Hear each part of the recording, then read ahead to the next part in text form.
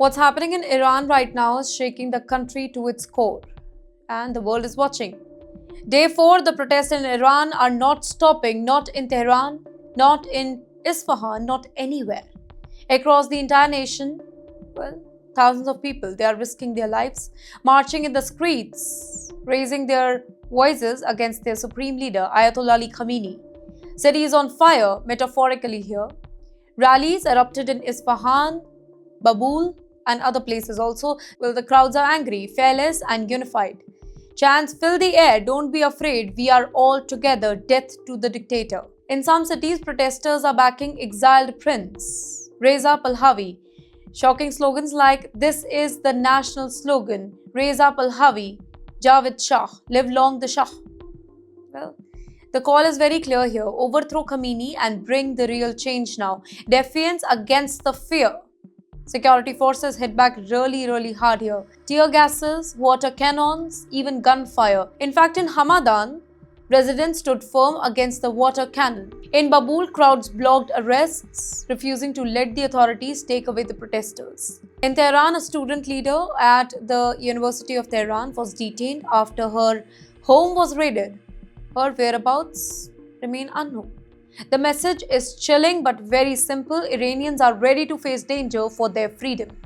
Remembering the fallen here, the protesters also honor those killed in previous uprising here. One name, it stands out. Teenager Arthan Rahmani, the man who is a symbol of courage for the youth right now.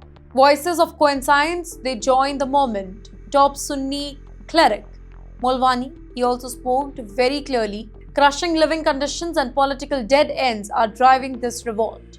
Acclaimed filmmaker Jafar Panahi, he called it an uprising to push history forward, where shared pain, it has turned into a cry in the street. Even cultural voices, they are supporting changes. A shining light on the courage of everyday Iranians. The world is taking notice now. In Washington, US Senator Rick Scott, he said that he is encouraged to see Iranians calling for an end to the abusive dictatorship. In fact, Senator Pete Ricketts, he urged more pressure on Tehran, warning that people are risking their lives here.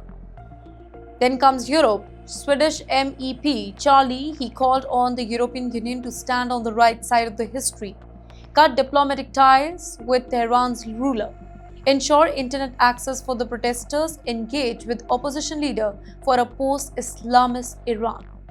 This is not just another protest. This is a movement spreading city by city, day by day, demanding justice, demanding freedom, demanding regime change. It's a battle between courage and fear, between a population hungry for change and a regime trying to maintain control.